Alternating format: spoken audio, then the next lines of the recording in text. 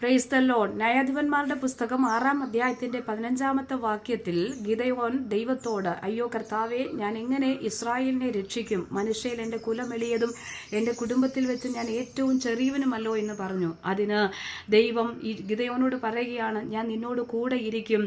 അതെ, നീ ഒരൊറ്റ മനുഷ്യനെ പോലെ മിദ്യാന്യരെ തോൽപ്പിക്കുമെന്ന്. പലപ്പോഴും നമ്മുടെ ജീവിതത്തിൽ ഈ ചോദ്യങ്ങളൊക്കെ കടന്നു വരാറുണ്ട്.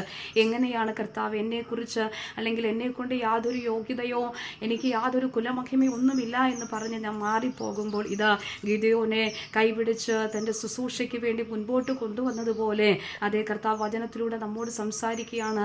മാറി ഒതുങ്ങി പോകുന്ന മേഖലകളിൽ യാതൊരു ശ്രേഷ്ഠതകളും കുലമഹിമകളും ഒന്നുമില്ല എന്ന് പറഞ്ഞ് മാറിപ്പോകുന്ന സാഹചര്യങ്ങളിൽ ദൈവം നമ്മെ ചേർത്ത് പിടിച്ച് നമ്മെ മുൻപോട്ട് കൊണ്ടുപോവുകയാണ്.